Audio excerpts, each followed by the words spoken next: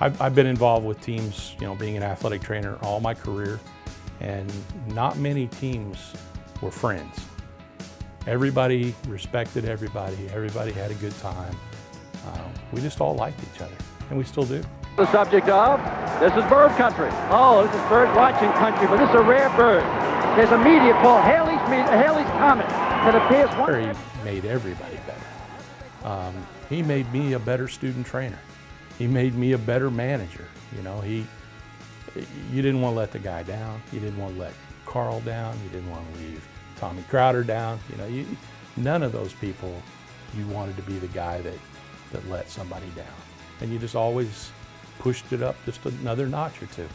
I was the guy responsible for meals after the games. And I tried to make all this stuff fun because, when you start winning 10, 15, 20 games, the pressure kind of gets a little more intense. So, we would get steak and shake after the game. I always wore the hat and got up there and passing out stuff like I was working for Steak and Shake. Try to make it fun. And we would take trips, after shoot around, we would go somewhere. Like we went to the zoo in St. Louis, and we went to the Children's Museum when we played Butler. Just little things on the way back to the hotel. But, I'm not sure everybody does that. And we tried to make it fun and take some of the heat off at the same time. On the road, at home it's pretty much the same thing every time. But on the road, you got to be flexible. And Dr. Benke was the master at moving teams in and out of hotels and, making sure the meals happened. Of course, I was the one that had to carry all that out, but he was the one that arranged everything. And, we shared a room together. We were roommates on the road, and what an experience for a college kid to be able to work with a guy like that. He's an NATA Hall of Famer, and it was just a great experience. But his personality was probably the most fun thing about it. Just he would joke around all the time, and we just had a good time. And I can't tell you one specific story because there's billions, but we just had a great time. And obviously, I guess I didn't screw up because he let me keep coming back.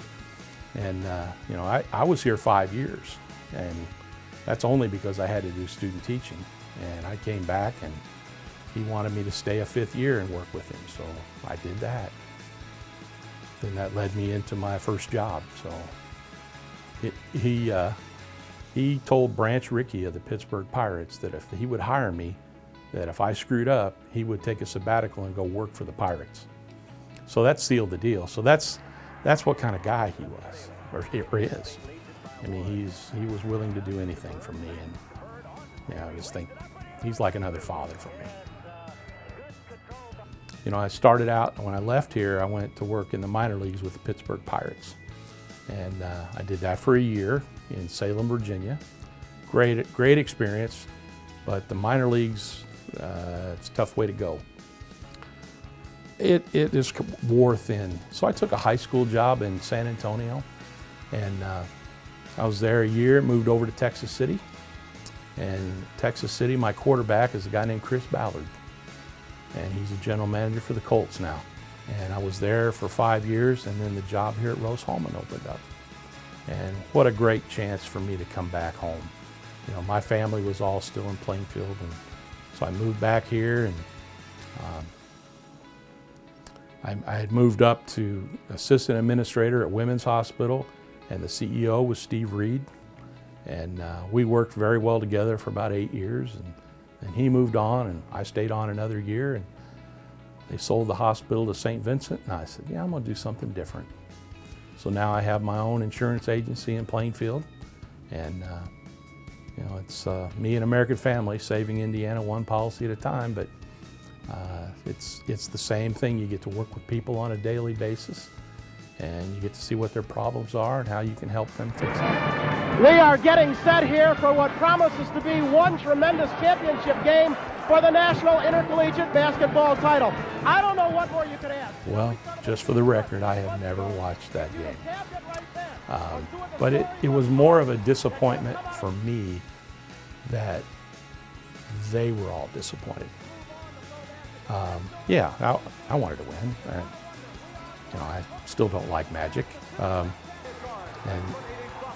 I told him that one time. I said, I can't stand you, but I don't know why, other than that game. And we got through it.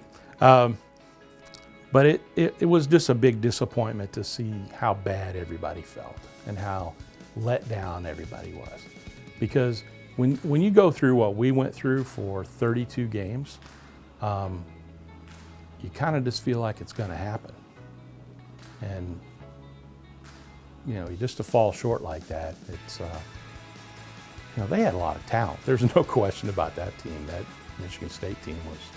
But I still cheer for anybody that plays Michigan State, no matter what sport it is.